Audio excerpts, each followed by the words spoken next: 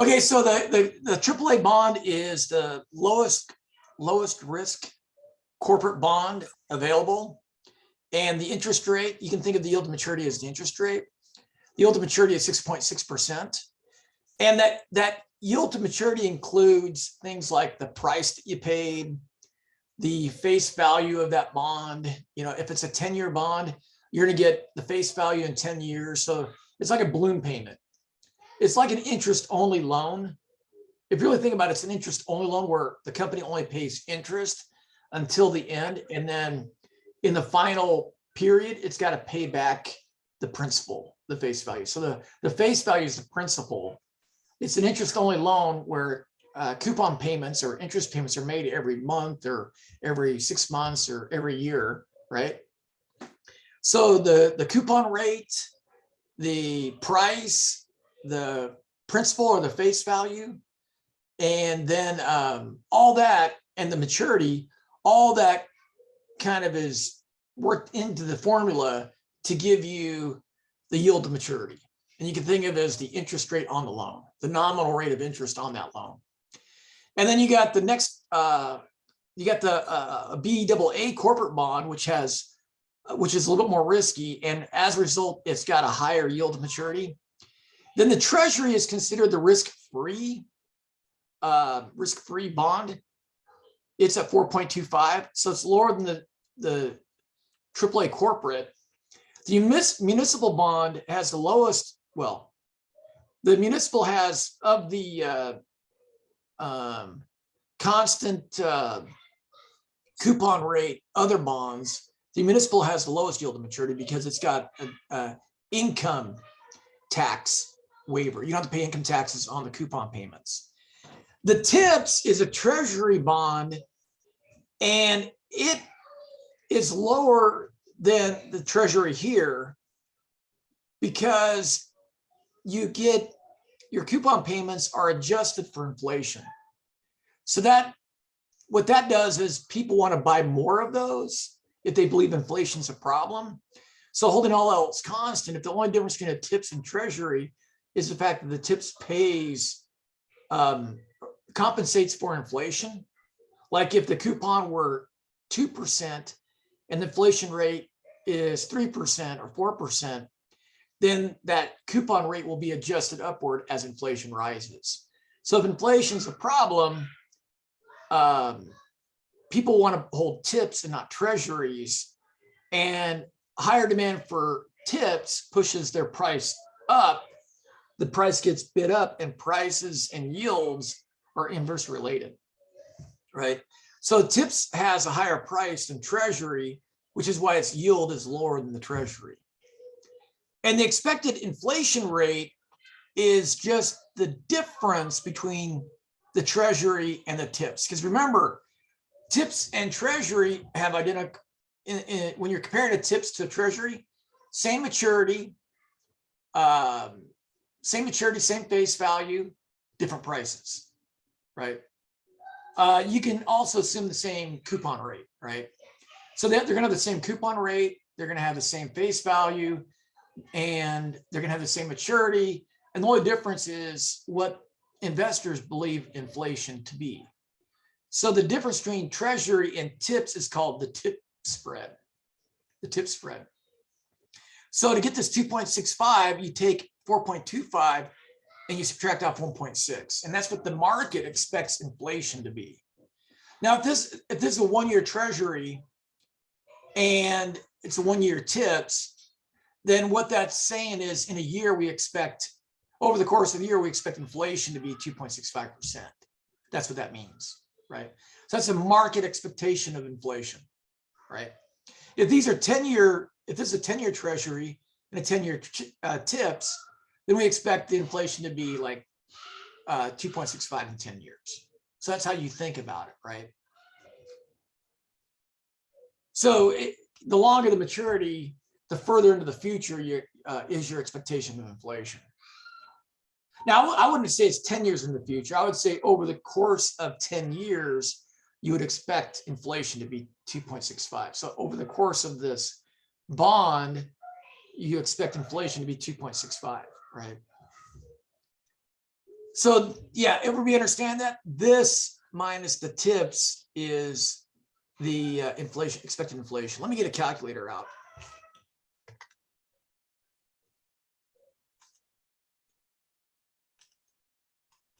So 4.25 minus 1.6, 2.65, right? Okay, good. Put that over here. I wish I could make that smaller. Maybe what I'll do is I'll make this bigger.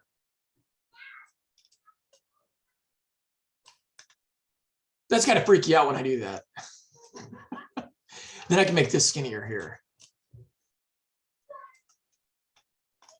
Skinny enough for the calculator. There we go. All right, so then the interest rate on a 6-year bank loan is 8.7, right? So these are 1 year, these maturities are 1 year. These are all 1-year bonds. The AAA, the BAA, the Treasury, the municipal, and the tips, they're all going to be like 1-year bonds, okay?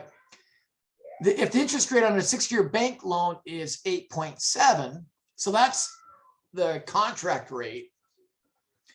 The real rate of interest, according to the Fisher equation, the Fisher equation is the nominal rate of interest. The nominal rate of interest is equal to the nominal rate of interest denoted I. It's the real rate of interest plus expected inflation.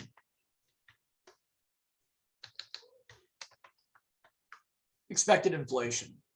So this is the inflation rate. This is the expected inflation rate. So the way we get that is,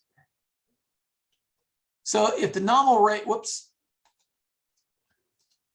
if the nominal rate is 8.7 and expected inflation is 2.65, then the real rate must be their difference, right? So this is 8.7 minus that 2.65, the expected inflation. And that's how I got to 605. Any questions on that? So we're using the tip spread as expected inflation, and then we can adjust all these interest rates from nominal rates to real rates, right? It's kind of like when Walmart says sales increased by 5% year over year in Q3. If inflation is 8%, did their sales really expand? Yeah, if Walmart says that their sales increased by 5%, but inflation is 8%, what did their sales actually do? They actually fell by 3%, right? So whenever these companies come out with their earnings reports and they say their sales are up 8%, but inflation is 8%, there really is no gain, right? There's no gain. And a thing like Walmart, I think it's okay to subtract their rate of return and the expected inflation rate, because Walmart is kind of like sells to everybody kind of thing. Whereas somebody selling a Lexus, if you're looking at Lexus sales, I think inflation is less impactful on Lexus sales because Lexus aren't being sold to a guy like me, right? I got a 2012 minivan and a 2008 Cobalt that I haven't driven since we got to New York, right? So, everybody generally does that though, right? I think if you define inflation as the percent growth in the money supply, that's probably a more accurate measure of inflation. And then you could use that to adjust your sales. All right, the next one, default risk premium. The AAAs, if you look at AAAs over history, over like 100 years, they don't go up much during a recession. When we have a bad recession, they don't spike. But if you look at a BAA, it will spike way up. It'll jump, I don't know, 10 percentage points, right? It'll jump.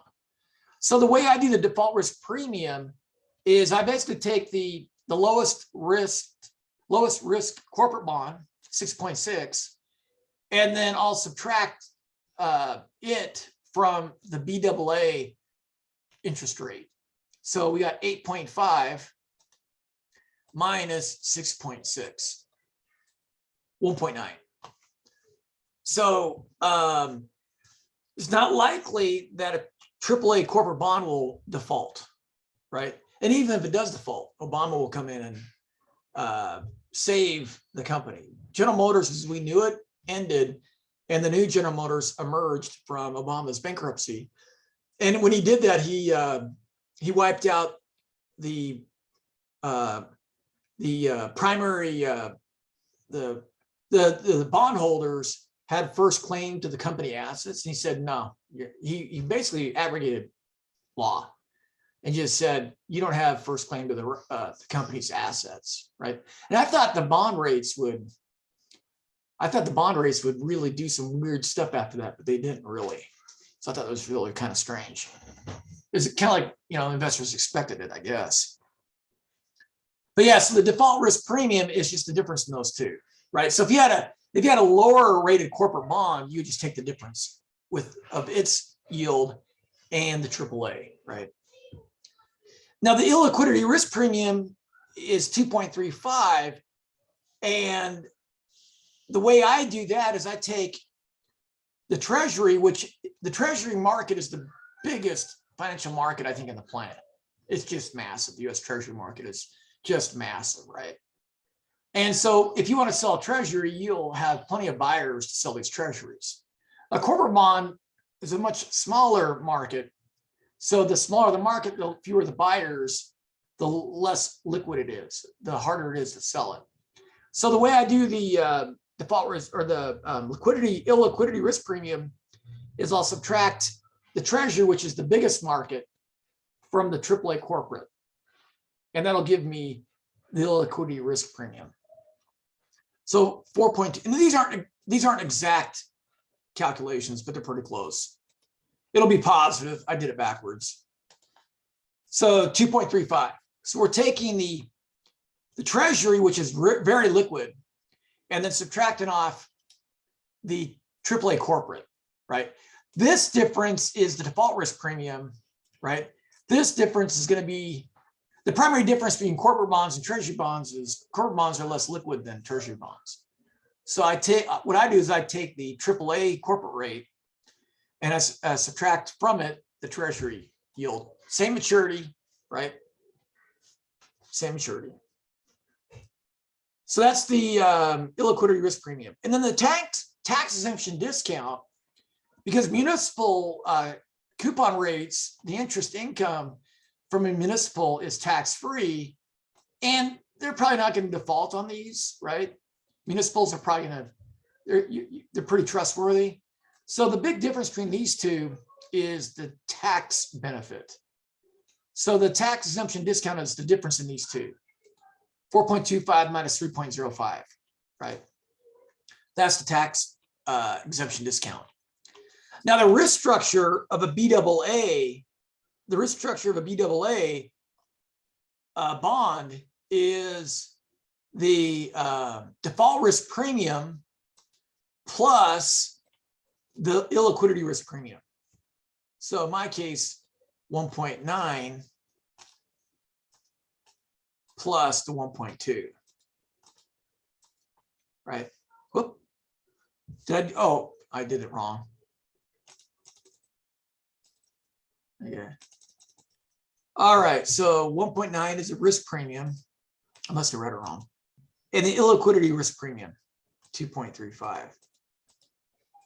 And you have 4.25. So the risk structure of the BAA, and this is the one-year bond, right? It's a short-term security. The risk structure of a BAA is you got to add the illiquidity premium to it and the default risk premium to it, right? Again, this is the difference between Treasury and the corporate AAA, and then you add on to it the difference between the BAA and the AAA. So you could also get it by just taking 4.25 and subtracting that value from 8.5, right? So you can do that too. You can do the shortcut. All right. How did you get what was the tax exemption discount? That was the difference between the municipal and the Treasury. Okay. Because the only one that's tax-free is the municipal, right?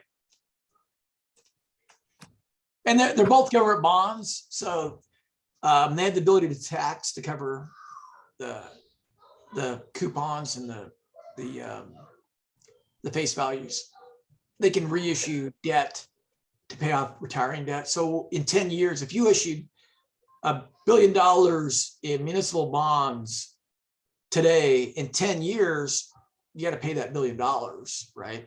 And so you can either, tax to pay off the bond, or you can issue a new bond to pay off the old bonds, right? I don't think it's a very good way to finance things because, I mean, can you imagine financing a house with interest-only payments? You can afford a pretty nice house with interest only, right? But then 30 years, you're like, damn, I don't have to pay my monthly payment of $1,200. I got to pay $1,200 plus $500,000. That's pretty rough, man. So I'm not a fan of debt financing. I mean, if you're General Motors, it's not a big deal, right? I guess. If you expect to be around. Now, the next part is we're going to add in the term structure. We got the risk structure, right? We got the risk structure. I'm going to put the Fisher equation over here. We got the risk structure, correct? Now we need to add in the term structure. The term structure refers to when the instrument matures, right? And it also involves whether or not you get coupon payments each year, right? So if you're talking about a discount bond is a zero coupon bond, and all you do is you pay you're a Wimpy from Popeye, the Popeye commercial. I'll gladly pay you Tuesday for a hamburger today, right? You basically pay, give some money to a corporate entity or the United States Treasury, and then in 10 years, they give you the face value. And because of inflation and the Fed's goal is 2% inflation a year, your $1,000 in the future is not going to be worth $1,000 today, right? So $1,000 in 30 years, you might want to bid $120 for that, right? Depending on what inflation is going to be, right? Because inflation makes your money worth less and less and less.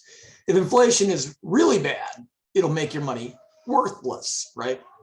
But generally, inflation in the United States doesn't make our currency worthless. It makes it worse. It makes it worth less and less and less every month.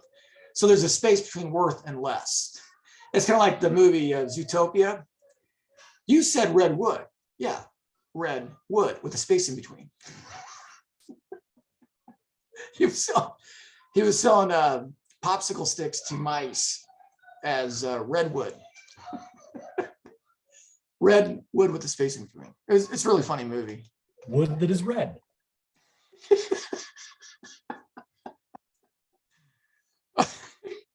All right, so now we're going to add in the term structure, right? And the way the term structure works is there's two theories. One is the expected future, the expectations theory, the expectations theory right here. And all that is you could buy a 6-year bond, right? Or you could buy a series of 1-year bonds for 6 years, right? Yeah, see that? So the expectations theory is just add up the futures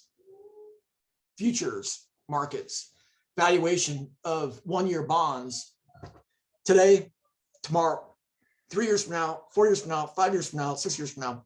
Just add those treasury yield, 1-year treasury note expectations up, and then divide by the number of years. And then you get the expectations theory yield for that bond, right?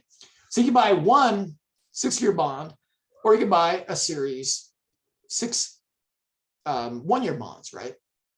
So if you have the futures markets yields for 1-year securities, you can just add them up and then divide by 6, and you get a pretty good estimate of what that yield will be. But you got to remember, the further you get into the future, and there's a reason why the hurricane cone looks like a hurricane cone, right? You don't know if it's going to go this way or that way, right? So the further into the future you get, the wider that hurricane cone gets, right?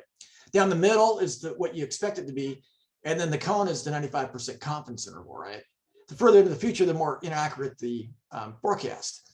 Same thing with yields. The further into the future you are, the worse expectations theory yield curve works, right? I mean, here's an example of how bad forecasts are. I think in 1968 or 9, it was estimated that the Medicare budget would be $9 billion in 1990. It ended up being like $90 billion. So they were off by a factor of 10, right? Not 9 billion, it was 90 billion, right? So these forecasts are really bad. And a 100-year temperature forecast is really bad. I mean, it could be way off. You get 100 years in the future, right? You could have a bunch of things happen, right? An asteroid could hit the Earth, and that projected temperature 100 years from now would be way off, right? Would be way off, because maybe an asteroid hitting the Earth would cause all things to die if it's big enough, and there'd be this big cloud in the sky, real thick cloud, and we'd get really icy, and we'd turn into a snowball Earth, right? So things like that happen. So these projections, the further in the future they are, the worse they do, right? And all you gotta do is to realize how bad experts are at making projections. Just watch NFL Sunday. The guys are saying, these are my lock games. These are locks. Go with these picks. These are my locks. They're 50-50. You might as well flip a coin. So when those guys are saying it's a lock, I always like to go back and rewind and find out how well they did during the day. And they always do about 50%, man. And these guys got PhDs in football. They coach football. They've won Super Bowls, right? And they don't have a clue who's going to win. And football seems to be pretty easy to predict, right? Okay, so here, all we're doing is we're just averaging one to get, what I'll do is I'll copy this table and put it in Excel. It's probably the easiest way to do it. When you copy a HTML table into Excel, get a letter outside of the table. And then when you paste it into Excel, choose no formatting. Get rid of all the HTML stuff. So when you paste it, you'll see that I grabbed the A outside of it and then pick match destination formatting. There we go.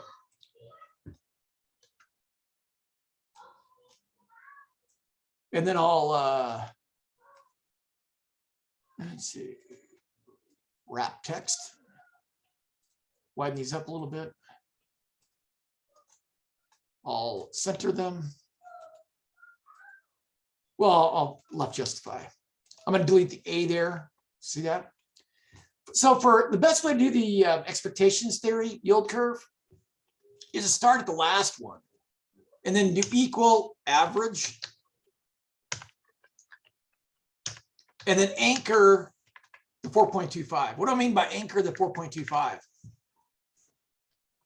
I want to anchor the 4.25. I'm going to put a dollar sign in front of the 2. You see that? What does that do? Check this out. It's pretty cool. It anchors it at 4.25, right? So now we're only averaging 5 of them.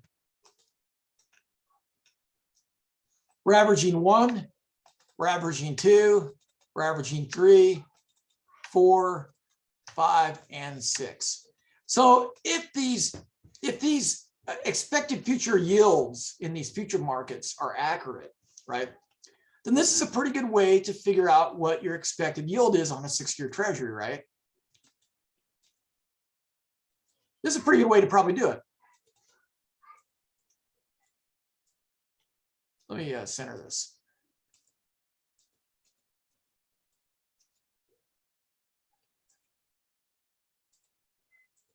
I'm OCD. I gotta have them all. They all have to have 2 decimal places, right? If one has 2 decimal places, they all have to have 2 decimal places. Okay, so if you can buy a 1-year treasury, and the expectations yield theory will be 4.25 because you're buying a 1-year treasury. So you can buy a 1-year treasury at 4.25, or you can buy a 1-year treasury at 4.25, right? For a 2-year bond, you can buy a 2-year bond at 4.44%, or you can buy a series of 1-year bonds at 4.25 and 4.63, right? So you just average the two, right?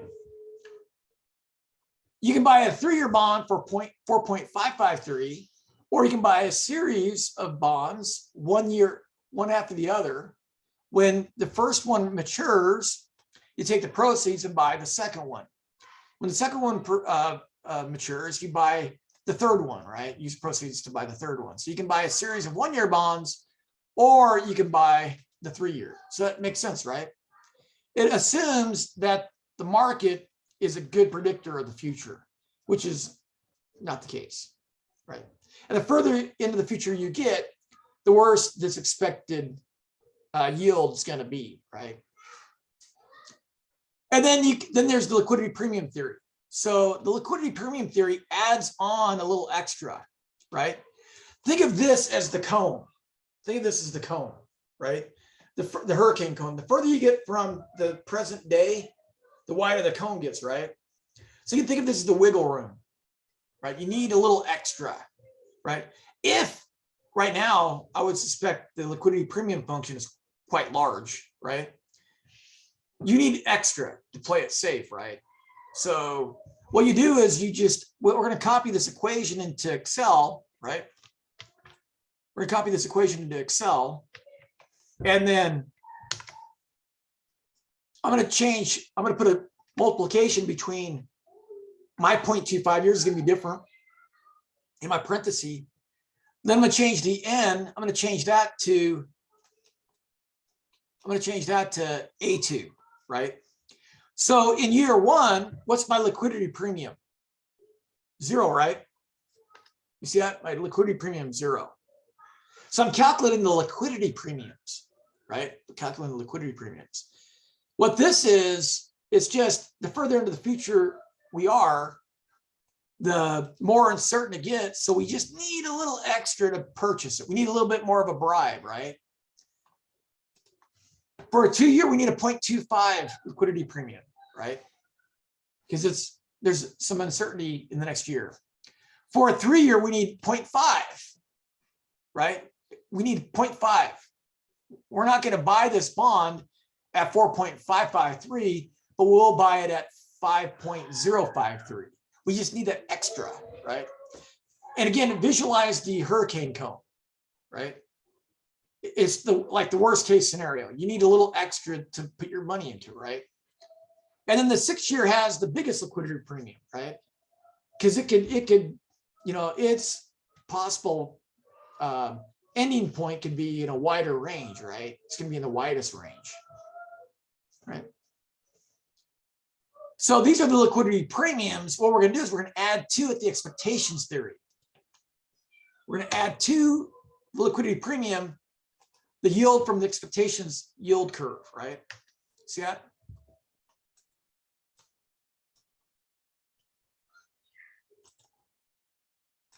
I'll reduce it to 3 decimal places. I'm not sure how many decimal places I need.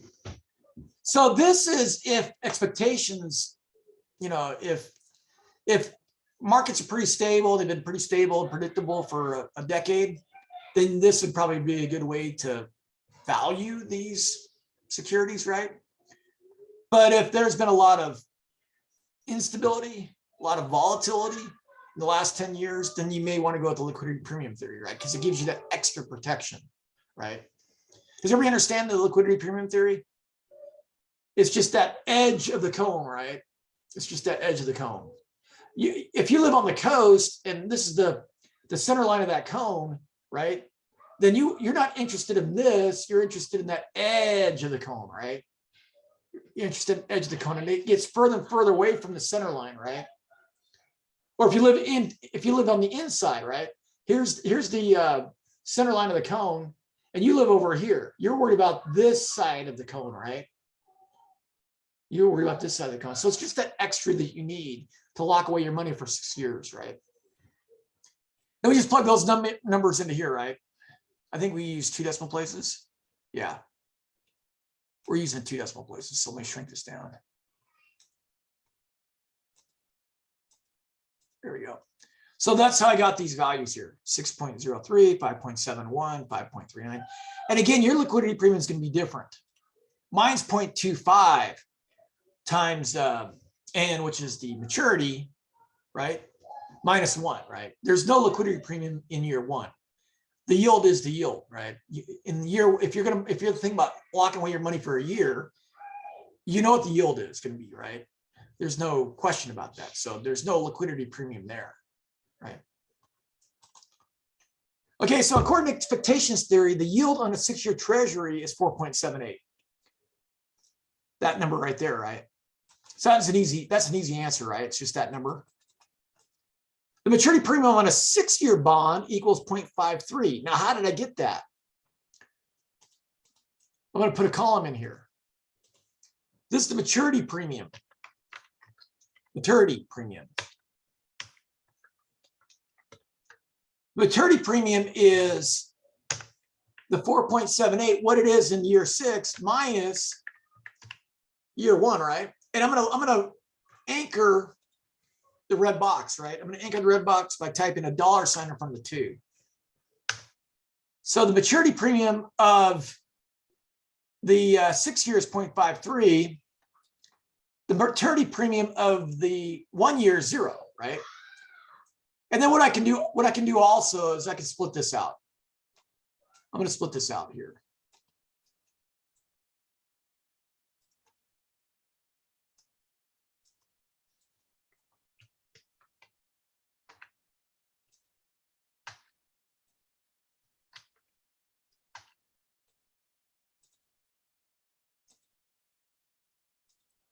Okay, so this is the liquidity premium, right?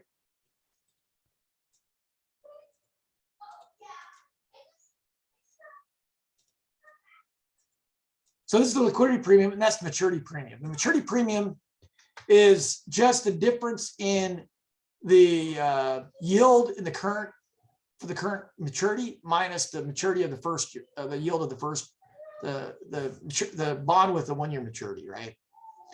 So it's just this difference.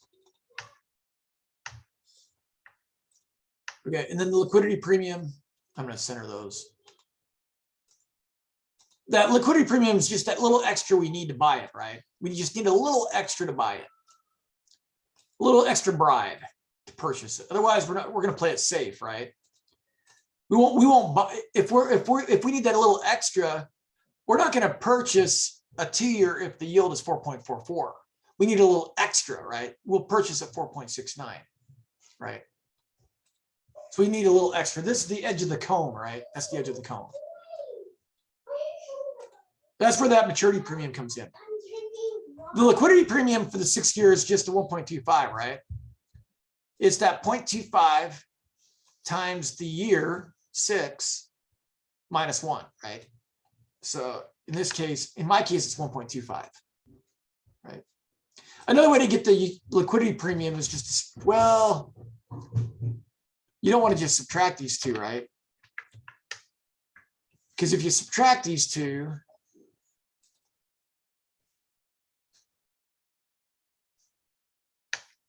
you're including this maturity premium, right? So you can't just subtract the two. So you actually have to calculate it, right? So you have to actually calculate this value. Okay. When you subtract these two, you're getting the maturity premium and the liquidity premium, right, mixed in. Okay. Now the term structure of a 6-year bond, the term structure of the 6-year bond is, this is the term structure. The term structure is the sum of the maturity premium and the liquidity premium, right? Another way to get that is to take this 6.03 and subtract off, is that it? Whoops. Oh, that's not it, is it? There it goes. Yeah, there you go. So you could take the yield on the 1 year maturity right? The yield on the 1 year maturity and subtract from it, subtract it from the liquidity premium theory's maturity, right? And you get 1.78. Okay. But the way I think it's easier to think about it this way, the term structure is just the sum of the maturity premium and the liquidity premium. Okay. Right. So 1.78, that's the term structure. The term structure, 1.78. Now remember the risk structure, right? The risk structure. The risk structure is 4.25, right?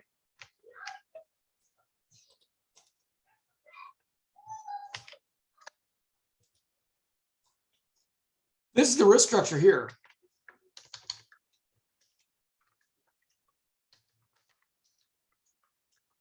The risk structure just takes into account whether the bond's going to default or not, right? The corporation's going to default or not pay its coupon and face value, right? That's just the risk structure, right?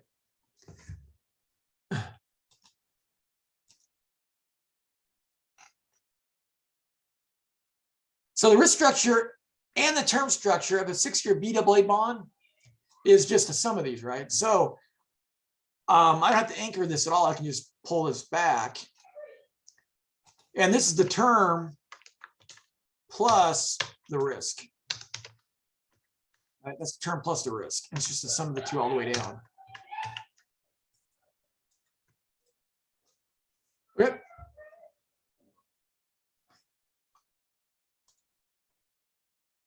So how, maybe I don't understand.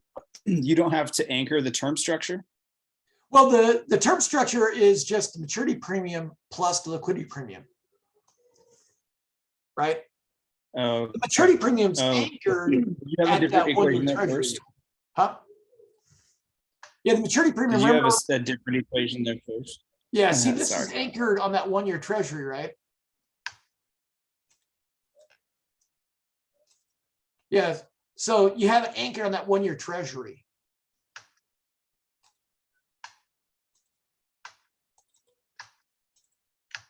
It's essentially the slope of the yield curve Mhm. under maturity premium theory, right? And it's not constant, it's not a line, right?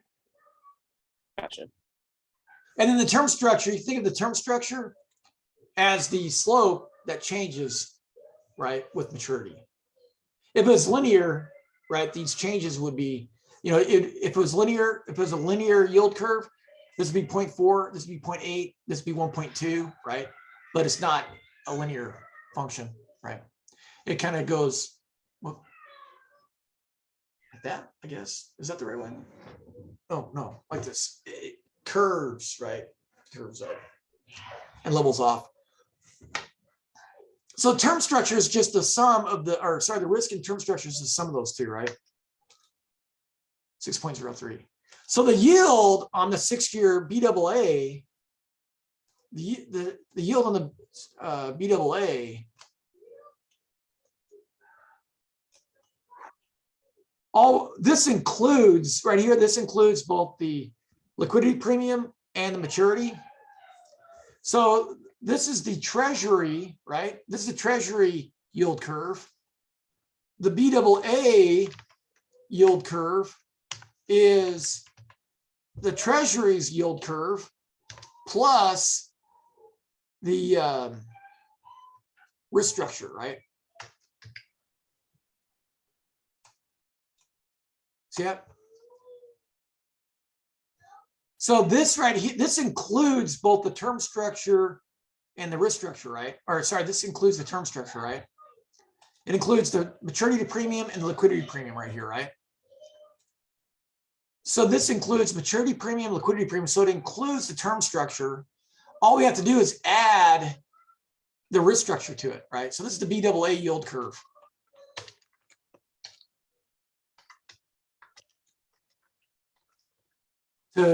From a maturity of 1 year to maturity of 6 years. Right?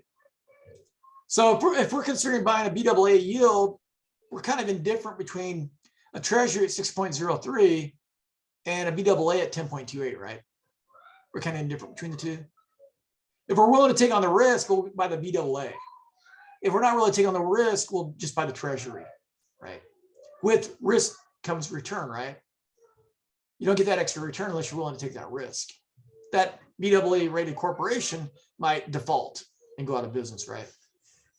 But the thing about it is another company's probably going to buy it, absorb it, and then it would be liable for paying these bonds, right? So that's how you get, that's right there, the yield on the 6-year BAA. And then you got to do what? The real yield, right? What was the expected inflation? Expected inflation was 2.65, right? So this is the nominal. This is the inflation unadjusted for inflation yield curve, the nominal BAA yield. We want the real. We want the real BAA yield curve. And so what we're going to do here is we're going to subtract off that expected inflation, right? So if you account for inflation, that's what we're looking at right now, right? If you account for inflation, we're not really making 10.28 because inflation, we expect inflation to be 2.65, right? So we're not going to get a 10.28 return in real value because money over time becomes worth less and less and less because they print so much of it, right? So we can expect a real return of 7.63, right? So we got to subtract off that inflation, expected inflation. Right there. Okay. Now, this is where we have a little fun with this, right? Using a term from the list below. Well, I have to edit that because I have these drop-down menus now, right? I used to have a list of things that you have to choose from. Now I don't have that.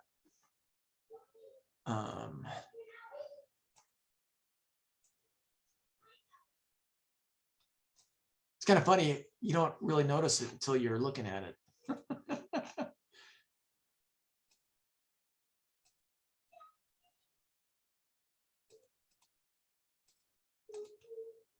I can look at this 1,000 times and not pick up on these little errors. Oh, yeah. Okay. Oh, wait a minute. I gotta delete that. Okay, I just eliminated that sentence. So when you hit submit, you won't see it.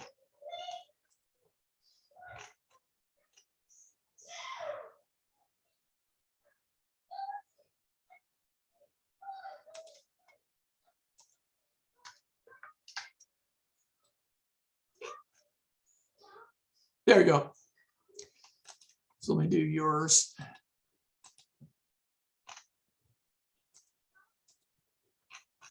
Probably shouldn't have to worry about. I shouldn't worry about this, but it just drives me nuts.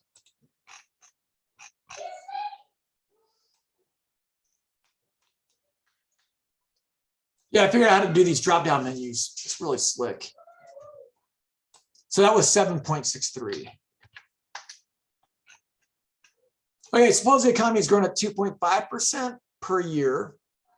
The TIPS spread has been fairly constant since the economy just came out of recession, right? So the TIPS spread, you might have a different scenario. So the economy is growing at 2.5% per year. The TIPS spread has been fairly constant since the economy came out of recession. If the yield on TIPS starts to trend down, so TIPS is trending down, right? And the yield on conventional starts to trend up. So the TIPS spread is getting smaller and smaller and smaller in time, right? What is the TIPS spread again? It's the market's valuation or expectation of inflation, right? So as the TIPS comes down and the treasury rises, the TIPS spread goes smaller and smaller and smaller, right? So the TIPS spread is trending. Oh, wait a minute. I got it backwards. Sorry. The TIPS is lower, right? The TIPS is lower. So the TIPS is down. This is the TIPS, right? Down here, this is TIPS, this is conventional. So TIPS is trending down. And the reason why that is because TIPS yield is lower than conventional because the price of a TIPS is higher than the price of a conventional. And that's because people will spend a little bit more to protect themselves from inflation. So the price of tips is up here, the price of conventional is down here. So the tips yield is down here, the conventional treasury is up here. So the tip spread is trending down, right? And conventional is trending up. What's happening to the tip spread? Treasury is conventional is trending up, tips is trending down. The expectation of inflation expectations are rising, right? So the tip spread is trending up, right? The tip spread is trending up through time. And the market's valuation of expected inflation is trending up because the tip spread is the market's valuation of inflation. When this happens, the Federal Reserve tends to slow its expansionary monetary policy. It starts to raise interest rates. It slows the growth rate of money, right? From the pandemic to about 2021, M2 grew like 40%. It just exploded, right? And that's why we have inflation today. M2 right now is kind of going sideways. It's kind of going sideways. Interesting, M2 is going sideways, but commercial lending is still going up. Real estate lending is still going up. Credit card lending is still going up. So lending is still going up. So this money from lending is being injected into the economy. People have access to credit still. So that's inflationary, in my opinion, right? But the M2 is going sideways. M2 is going sideways. But money, loans, commercial loans, real estate loans, revolving credit card loans are all going up, right? So in that regard, when banks make more loans, there's essentially more money in the system, right? More lending leads to more money. Have you guys seen volunteers? More money means more power. More power means more money. What is it? More money means more power, or more power means more money? More money means more power. Have you guys seen volunteers? John Candy sings the Washington State fight song like 3 times throughout the movie. He's Tom Tuttle from Tacoma, Washington, and he just graduated from Washington State University. He's going to go over to Thailand and build a bridge, or Vietnam and build a bridge over the River Kwai, right? He's going to help in the Peace Corps. But it's a really funny Tom Hanks movie with John Candy. It's so funny. And if you're a Coug, if you're Washington State Cougar, it's a requirement to graduate to watch that movie at least 3 times during your matriculation. Because you have to learn the fight song, right? University of Utah's fight song sounds like you're drinking lots of beer on a beer wagon, right? Doesn't it sound like a beer drinking song? University of Utah's fight song? When I heard the University of Utah fight song on the tracks car going to the University of Utah Washington State Cougar football game, I rode the tracks all the way from home up to the stadium, and they played the fight song all the way up there. A few people were lit, A few people were lit. Hey, Hal, I've got a question for you. Yeah. So the risk and term structures of the 6-year BAA bond, that's going to be equal to your liquidity premium theory yield curve, that final value, right? Well, the term and risk structure is the term structure plus the risk structure. The risk structure we calculated above, right? The term structure is the sum of the maturity premium and liquidity premium, right? Sorry, the term structure is right.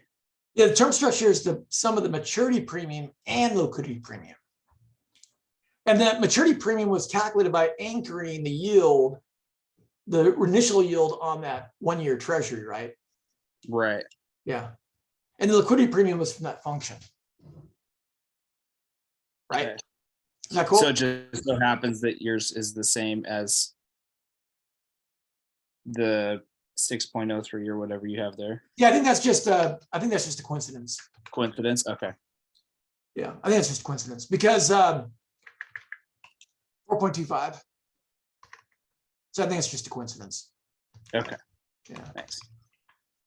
Yeah, that's just the result of the coincidence. I don't think yours is the same, is it? No, it's not. Yeah, it's just a result of the coincidence. Right? Okay. Okay.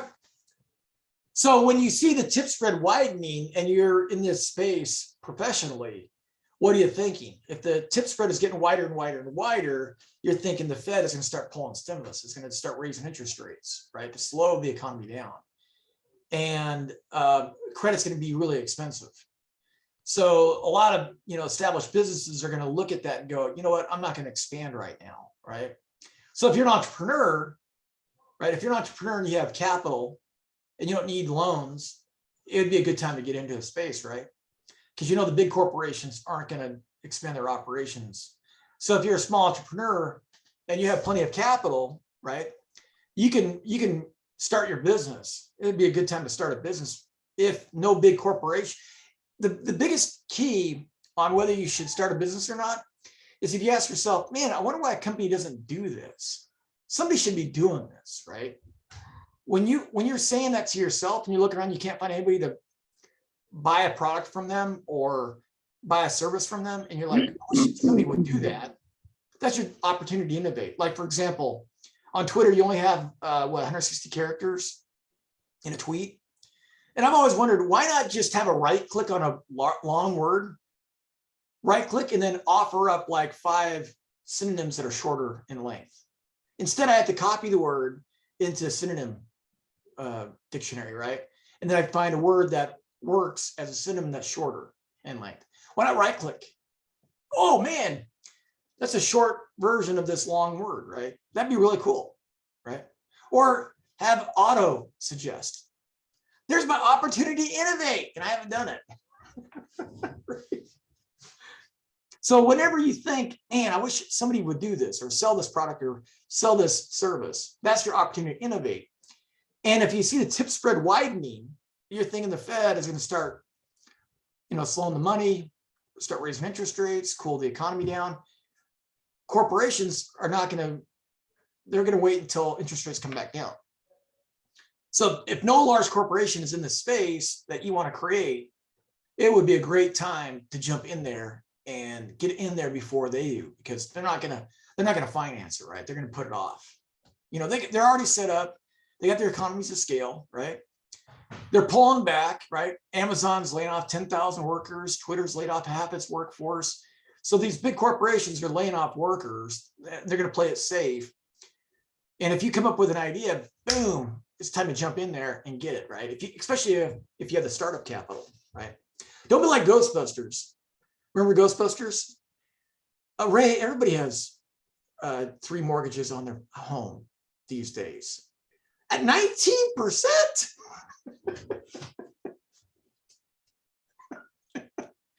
You didn't even bargain with him.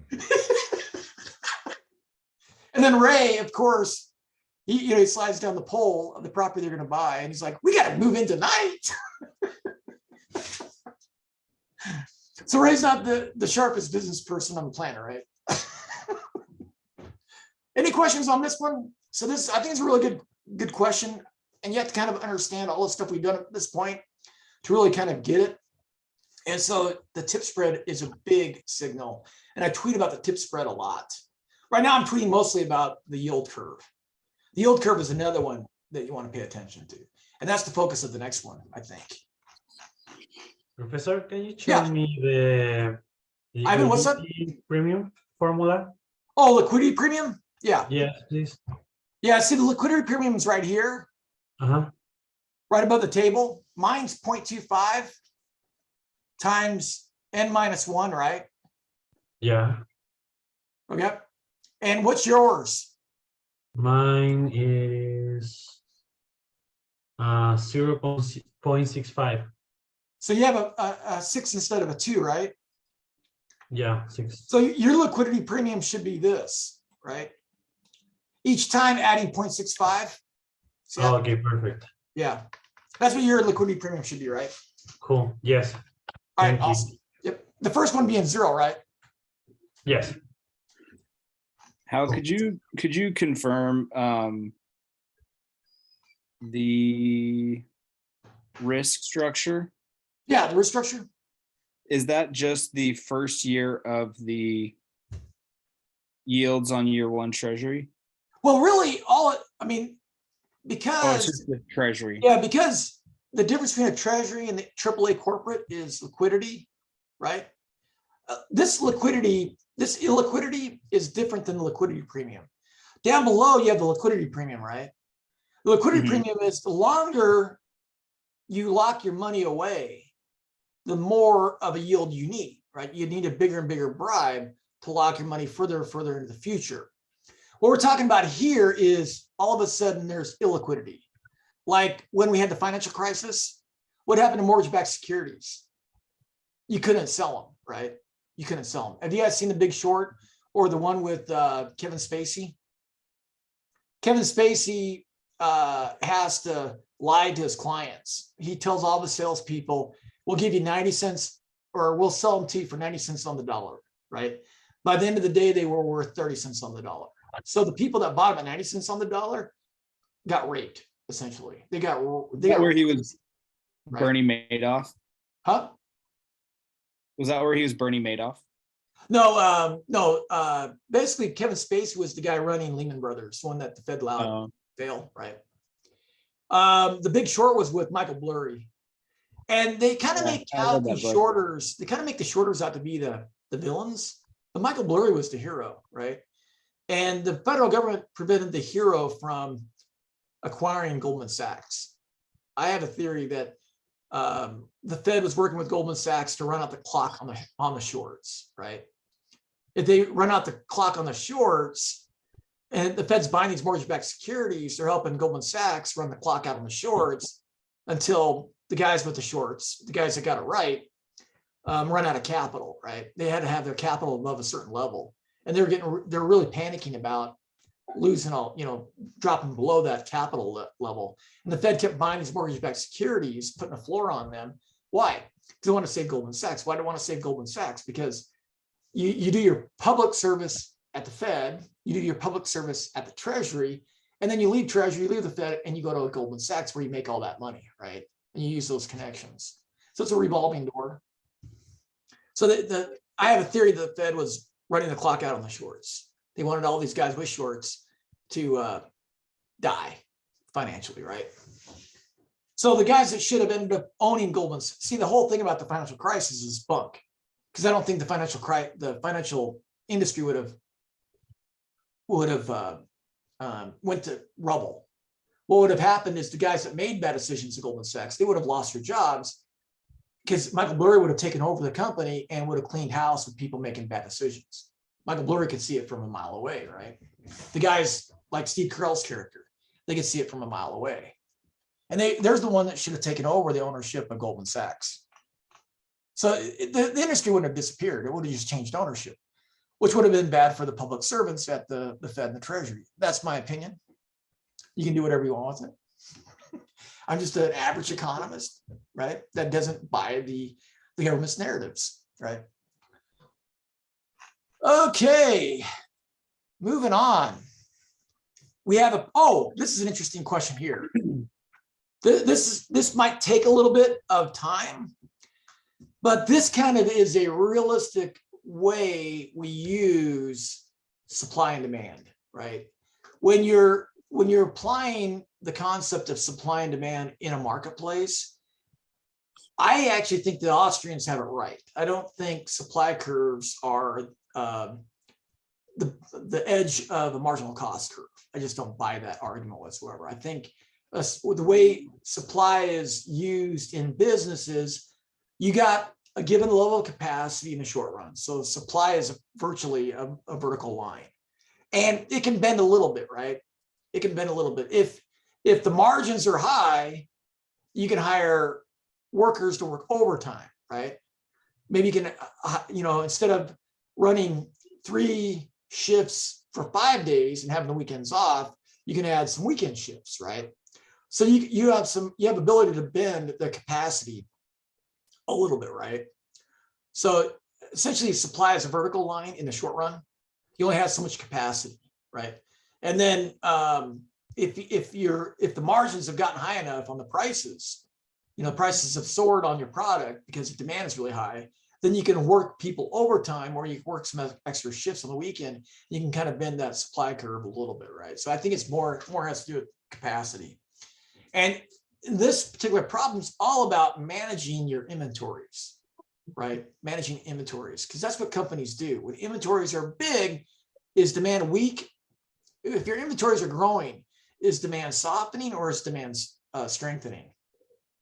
If your inventories are growing, if you're a small car lot, or if you're a car dealership and you like to have 100 cars on your lot each month, if you have 100 cars this month, then 110 cars next month, 120 cars the following month, 130 cars and 140 cars, what's happening to your inventory? It's growing, right? Demand is decreasing too. Demand is weak, right? When you all of a sudden you don't have any cars on your lot, demand is really strong, right? And that's a bad thing too, right? So demand curves are downward sloping, right? A higher price must be very scarce. Lower price, they must not be very scarce. So demand curves are downward sloping. Plus, rich people can afford to pay the highest price, whereas somebody in the middle can't afford to pay that kind of price. So demand curves, no matter how you define them, are downward sloping. There's no way to flatten them, right? They're there, right? They're downward sloping. So with downward sloping demand, right? Demand can be strong or demand can be weak. If demand is strong, you're going to lose your inventory. If demand is weak, you're going to gain in your inventory. So it's all about demand management or inventory management, right? And that's what this whole problem's about. So yeah, this Wenzig is a tiny fictional car. It's 8.2 feet long, 5.4 feet wide, and 4.8 feet tall. When I was in France, I was amazed by how small their cars were. And my wife has a picture of me with my arms outstretched, right? Arms outstretched, touching the bumpers of these small cars, right? But yeah, in France, they're really common. In America, not so much, right? It gets 55 miles per gallon. It has an advanced self-driving mode with the free work while riding Wi-Fi option. That would be awesome, wouldn't it? With the free work while riding Wi-Fi option. The Wenzig sticker price is $54,279. For a typical month during an economic expansion with the economic growth rate at 2.5 and inflation at 2.1, you have estimated its monthly market demand and supply to be these two things, right? The supply curve is very inelastic because it's basically capacity, right? With a little wiggle room, right? With overtime and extra shifts. Or you could maybe you have a high cost factory 10 miles away that when it gets really busy, you can man it and pump out additional cars, right? So you might have this extra capacity somewhere that normally isn't manned, but when demand is really strong, you can bump it up, right? Bump up the jam, bump up the jam. And then our demand curve is downward sloping, right? Now the equilibrium level of output, I wonder if I have it in Desmos. It'd be nice if I had it in Desmos.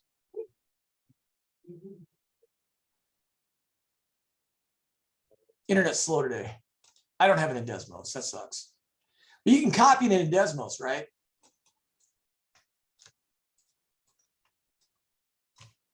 Then you got to stretch it. Why is this times? Okay. It's because the 99,000, you have to change the grid. So we're going to change the Y to 99,000, right? Or 100. I'll change it to 100,000.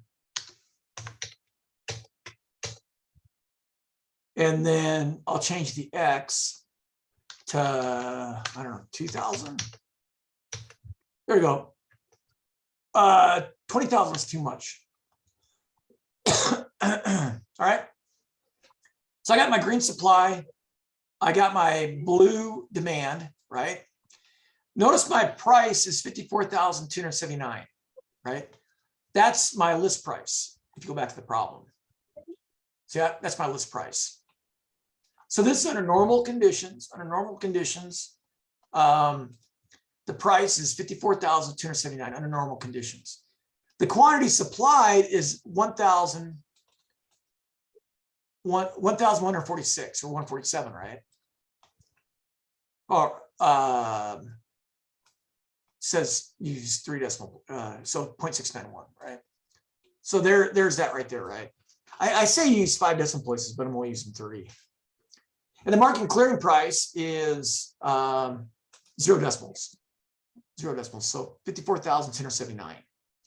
So How change do you this. alter it to show Oh. decimals? Huh? Ya cuando pueda, ya. It wants How do you to have 3 you- decimals or 5 decimals. Oh, sorry. I don't, well, my graph is not showing me decimals, so how would I change the Do you have an formatting? upward sloping curve? Do you have an upward sloping curve and a downward sloping curve? Yeah, Well, if it doesn't have decimals, then it must be a whole number. okay. I So put my if answer you in got and if you got whole have numbers, decimals. that's cool, right? It should work if you have whole numbers, right? Let me check. Okay, so this is under normal conditions, right? The company that manufactures Winzig in South Carolina has a full-time workforce of 92 production employees and wants its total monthly dealership inventory to be equal to its target of 740. So it wants a minimum number of cars on the lots, right? It wants a minimum, right? Because you don't want to go to a car lot and getting in the car, smelling the car, driving around, and you compare it to your car, which is crappy. I remember driving my Jetta onto a car lot, and I was looking to buy this town car with my Jetta as a trade-in, and I hadn't cleaned it in a while because I was a PhD candidate, and it was all dirty and it smelled like Taco Bell. I jump in this town car, really nice town car. I'm like, man, I want this car, right? So having cars on the lot helps sell the car, right? If you're just looking at a picture of it, you can't get that feel of how you feel in it, right? You can't see how you look with the paint, right? You can't see if you're a douche. You're not like Ross when he bought his red sports car in Friends. But you want cars on a lot so people can test drive them, right? Get a feel for what they sound like when the doors close, what they sound like when it revs up, right? Does it sound hollow? Does it sound like it's going to fall apart? So you want cars on a lot. So they at this equilibrium, they're going to maintain 740 cars in inventory at that equilibrium. Now in April, total monthly Winzig inventory decreased to 319, right? So when inventory decreases, what does that mean about demand? What does that mean about demand? If inventory decreases It by increased. 319, demand increased, right? So this drop is caused by an increase in Winzig demand. And you know what the word Winzig means? I think it means it's German for small or tiny. It's German for tiny, I think. That's where I came up with it. Results from some consumers using their tax refunds. The reason why demand is so much is because they got their tax refunds, right? So car buying is seasonal. To keep its inventory at its target, the company has to increase production by 319, right? It has to increase production by 319. In economics, this means the company increases Winzig supply by having employees work overtime, right? We're at capacity. Our 92 employees are working 40 hours a week normally. But when we have this strong demand, we work them overtime, right? So we're going to just have our employees work overtime. Hal, Yeah. for the question, maybe I got a little confused. Yeah. So increases its production by 319. I get that for April, but that says per month. So would we expect- these are all monthly numbers. This is monthly demand, monthly supply. Yeah, I guess Question.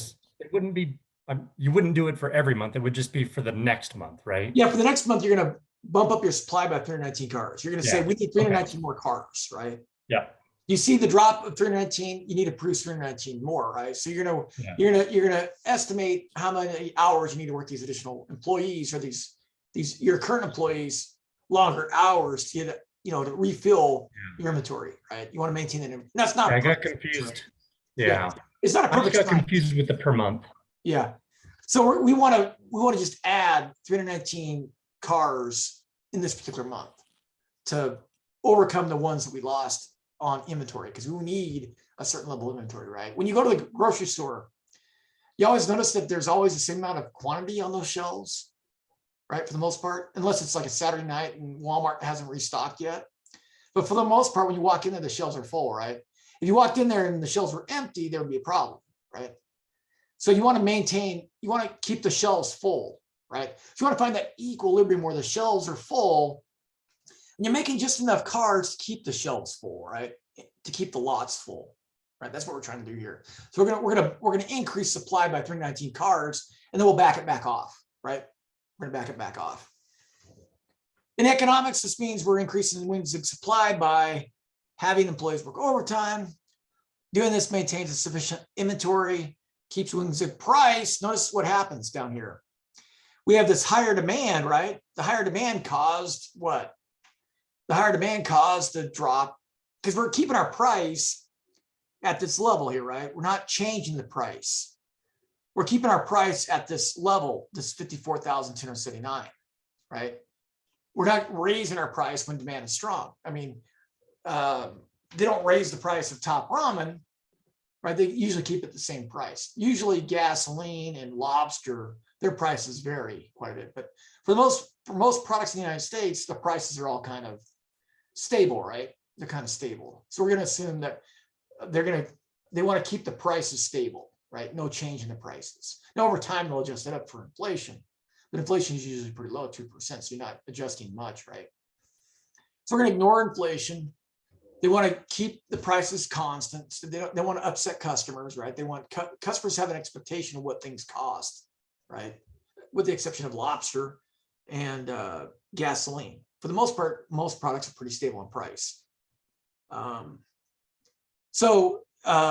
Demand is shot out, right? Which causes us to lose 319 cars, but we have that buffer, right? We have that buffer of inventory, right? We need to replenish the inventory, right? So we're going to increase our supply just enough to keep our inventory at 740. So we're going to add production, 319 cars this particular month. And that keeps our price at list, right? That keeps our price at list. And how did I get this number? I just added 319 to it, right? I just added 319 to this up here.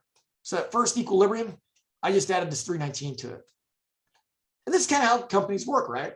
This is how TVs work. This is how car stereos work, right? Prices are pretty stable. Some months, like the Xbox, for example, right? During December, there's no Xboxes to be had.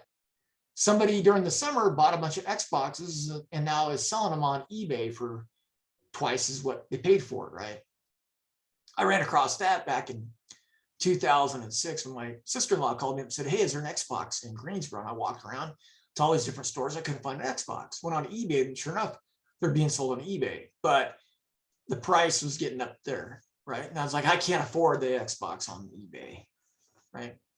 So this is how most products are run in the United States, right? This is how they set the prices. This is how they maintain constant shelves, filled shelves. All right, so this is the new demand curve. This is the new supply curve, right? It's just shifted over by 319, which is why this is just 319 higher than it was, right? I just added this 319 to that value to get this, right? All right, then in May, total monthly WinZig inventory increased by 617 cars. Now we have what? We have an unexpected increase in inventory, right? This could happen in IHOP. All of a sudden, you got this increase in flour. You had an increase in bacon. You got an increase in eggs. What happened? Do you need the president to call you on the red phone saying, hey, Hal, your business is slowing because the economy is slowing? Do you need that phone call from the president on the red phone? No. Your inventory is rising because fewer people are coming into your restaurant to buy pancakes, right? So you're making fewer pancakes. You don't need the president to call you and tell you, hey, the Bureau of Economic Analysis estimates the GDP has fallen by 3% this quarter. You don't need that phone call, right? You know what's going on. You can see your inventories, right? So you have this increase in inventory. You got to back off supply, don't you, right? So this rise is caused by a decrease in WinZig demand, which results from some consumers saving for a summer vacation. To keep its inventory at its target, the company has to decrease its production by 617 cars, right? Because it wants to maintain the full shelves. It doesn't want too full of shelves, and it doesn't want empty shelves, right?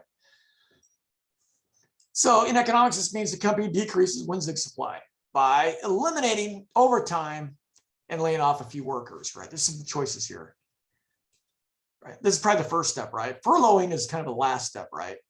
You're not going to hire new workers. You're not going to have workers work overtime, and you're not going to furlough workers at this point. You're going to just eliminate the overtime and lay off a few workers. You're going to lay off the workers.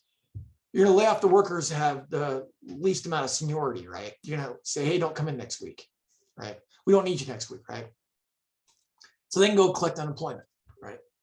See, the unemployment check is really a benefit to these big corporations, because a big corporation can say, hey, you're laid off for a few months, go collect unemployment. You subsidize that, right? You subsidize putting them in the bullpen. In Major League Baseball, when you put them in the bullpen, they don't collect unemployment, do they? You put them on the, you don't, when you send them to AA baseball, you still pay them the same amount of money, right? You don't lay them off, right? You send them to AA baseball to get their swing back or get their release point back, right? You still continue to pay them their salary, right? But a big corporation can say, hey, we don't need you this month. You have low seniority. We'll bring you back in a couple of months, right? And then they can offshore that to the taxpayer. That's what unemployment insurance is for. So it's a benefit to the big corporation. That's just my opinion. So you can do whatever you want with it. You can throw it in the garbage. Well, I was going to ask you about that because like a furlough, yeah, I get it. Yeah. But you still have your worker, Yeah. right? Like Yeah. if you You're not paying have them. this thing in manufacturing every month, Yeah. and you're eliminating a few workers every couple of months, that's going to Yeah. piss off the workers. Oh, I know, yeah, but they're the newest workers, right? You can always hire them back, or you can hire somebody else back, right? Yeah, So I a don't lot of know. times in these factories, Maybe a couple times. yeah, a lot of times in these factory towns, like if you watch All the Right Moves in this one factory town, the employer has lots of power because they're the only employer in the town, right? You can either work at the factory or you can work at the local grocery store, right? So in one factory towns, it's probably more prominent than in a place where there's a lot of different job opportunities, right? So we're talking about probably blue collar jobs, right? It's kind of funny, related to this whole idea was I was reading this article about this young kid who graduated from high school. He saw a need and he said, nobody is dropping a dumpster off at a construction site and then having, when it gets filled, taking it from the construction site for this construction team and taking it to landfill and dumping it. I'm going to do that. So he got all the licenses. He got the dumpsters. He financed it, got the dumpsters, ready to go. But in Montana, they have this thing called a certificate of need. Hospitals have this. And what it is the national companies that do garbage collection, they vetoed it. They said there was no need. So you have these big corporations that can veto their competitors. Hospitals have the same thing. It's called certificate of need, con laws. And one of the reasons why you had so few beds during the COVID crisis is because the con laws have artificially reduced the number of beds available in each state. And so when there's a problem, a pandemic, there's not enough beds to go around. If it was in a market system and hospitals had to compete against other hospitals, the prices would be a lot lower, for one. And there would never have been a problem with ICU beds because there would have been plenty of ICU beds. So basically what government does is it creates this monopoly, right? So a lot of these rules and regulations that you think are beneficial to the worker are actually a subsidy to the big corporation. And if you read if you read the rest of the Progressive Era, you'll read more about that opinion. I'll just call it that opinion, right? Okay. Hey, Hal, And I'm then, sorry, I had to step away yeah. for a second. Yeah, what's that? How did you get the cars supplied in May? The number of cars supplied, made? Yeah, I'm just that last box. I'm actually just subtracting the 617 Yeah, from this amount. interesting. I Yeah. did that. Got Yeah. the wrong. Or Oh, you I can, did from the April. original, not from that one. or you can find the equilibrium here with the red curves. Oh, okay. Yeah, you can find the intersection, and it might be off by a decimal place, right? You might be off by a decimal place or something. Okay. I think the quantities are all supposed to be 3 decimal places, and the prices are supposed to be 0 decimal places. So I got to go back and fix that. Yeah, so try 3 decimal places on these 3 equations and you'll probably get the right answer. I'll do that right now. I'll come him up here and change these.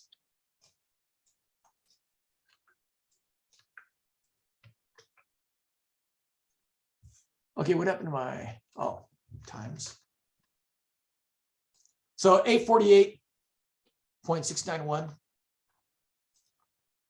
Yeah, so it's just the intersection of these 2 equations. And then the price, notice the price hasn't changed. It's still 54,279, right? Thank you. I want to write an article about the con laws, right? If we had a market system, hospitals would not be able to charge what they charge. And they wouldn't have built, I mean, think about what the hospitals are doing during the COVID. Right now, you're not sick enough. Go home. Don't come back. Don't treat yourself with anything. Don't take zinc. Don't take vitamin D. Just go home. If you get really sick, come back to the hospital where you can die without treatment. We'll put you on a ventilator that probably does more damage than anything, probably kills you with the ventilator from what I heard. We'll put you on a ventilator where you have a death sentence and you won't be able to see your relatives. I mean, talk about horrible customer service. And they're only able to do that because they had a monopoly, right? If they had to face the competitors, there's no way they could have gotten away with that, right? And that's what they did. You're not sick enough, go home. When you're sick enough, come in here to the hospital so we can bill you and you'll die, right? That was the thing. So I was going to avoid all that. I read about viruses and how to defeat the viruses. I even applied it to my vaccine. I got the Johnson & Johnson vaccine, which is a traditional vaccine. And it basically takes dead virus, right? Basically injects you with parts of a dead virus into your bloodstream, right? That's traditional vaccine. So before I took the Johnson & Johnson vaccine, I loaded up on zinc and elderberries and blueberries so I could get my zinc activators in my system. And I was taking a mega dose of zinc and vitamin C for a week before I got the vaccine. And then, the shot. And then I got the shot and I had absolutely no side effects. Usually in the past, when I got a flu shot, which is again, particles of previous flu virus, right? I'd get horrible side effects. But when I loaded up on zinc and quercetin, I got the zinc into my cells. I had no side effects whatsoever, right? So my family's been on zinc, vitamin D, quercetin, which is in blueberries, blackberries, elderberries since March 2009. We used to get 3 flus a winter. We haven't had a serious, Aiden had a serious, he had a low-grade fever for 4 days. But other than that, he was fine. He didn't have a cough or nothing. And I was giving him zinc, right? Give him elderberries, give him blueberries, blackberries. And those are necessary to get the zinc into your bloodstream, into your cells. And the zinc stops the virus from changing your RNA, right? If the virus changes your RNA, that's when you get the symptoms. So we're doing that for 3 years, and that's what my family's done, right? And all I did is I read about it. So we're still taking zinc, and I haven't had a flu. I haven't had a flu in like 4 years, man. The last time I had a serious flu was what, 2020, March 2020. So 2 years ago. And I'd get 3 bad flus every winter, and I haven't had one. And I still referee basketball. I was still around people. So basically they just said, these hospitals, these monopoly hospitals said, you're not sick enough, wait and come back when you're really sick, where you're almost certain to die. We're not going to prescribe any treatments for you. All we're going to do is throw you on a ventilator, and you won't be able to visit with your relatives at all, and you'll die alone in a hospital bed. Talk about horrible customer service. That wouldn't happen in a market system. And we don't have a market system in hospital care. All right, I'm off my soapbox. You're probably not going to hear that from any other economist on campus, or anybody on campus. I've always been a contrarian, by the way. I've always thought stuff I hear the first time is BS, and then I got to evaluate and weigh the evidence, and then I weigh the evidence. And if I'm wrong, I'll admit it. But if I'm right, I won't rub it in your nose. I'll just continue to live my life the way I was living it. All right. So in September, total WINZIG inventory returns to its normal level. Its monthly target of 740 cars. This is caused by an increase in demand, which had collapsed, right? Demand had collapsed massively, right? Demand recovers it's back to its normal level, right? To keep its inventory at its target, the company has to increase its production by 298 cars, right? Because we're back to 740. And then in economics, this means the company increases WinZig supply by restoring its workforce to 92 full-time employees. So we bring all those people back, right? We bring them all back and they're working full-time again, right? So the people we had laid off, the ones that were collecting unemployment, they come back, or they might be new people. Maybe the people we laid off got jobs somewhere else, but we bring back, we have our full workforce again, 92 employees. Doing this maintains its inventory to target, keeps WinZig price at the 54,279 level, and increases the number of cars supplied by 1,146.691. Now, the way you can get the 298 is you go back to your original condition, right? You go back to your original condition. This is the original quantity, right? This was the previous quantity. And all you got to do is take the difference of those two, right? You just take the difference of those two and you get the 298. So this is the original quantity, right? From the initial condition, right? And then this was the quantity at the intersection of the blue curves, right? Or sorry, the where am I at? Oh yeah, sorry, the red curves. So this is the quantity from the red curves, right? And this is the quantity from the black curves, and that difference is this 298. Okay. So we're back to normal, right? We got our full-time workforce, right? Everybody's working 40 hours a week. We're pumping out our 1,146 cars per month, right? And we're maintaining our inventory at 740 cars on the lots of our dealerships, right? Okay, in November, a recession starts. It negatively impacts car companies. It increases monthly WinZig inventory by 1,147 cars. So we have this huge, massive increase in inventory, right? This rise is caused by a decrease in WinZig demand. The resulting monthly demand is given below, right? Here's our new demand curve right there, right? And during each month of the recession, the highest price the first buyer is willing to pay. So how do you get that? Let's plug these numbers. Let's put these equations in Desmos.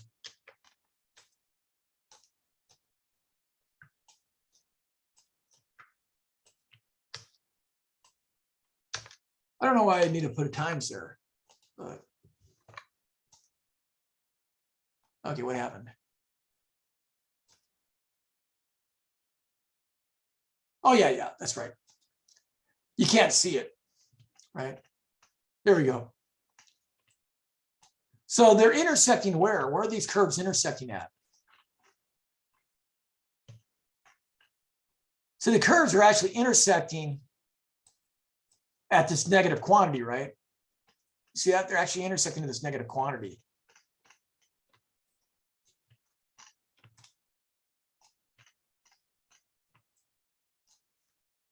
So we're going to produce 0 cars now, right? We're going to produce 0 cars.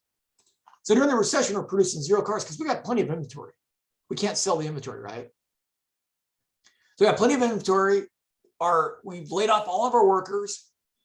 We've furloughed all of our workers, right? Kind of like what some companies are doing now. They're laying off a lot of workers. Amazon's laying off what, 11,000, right?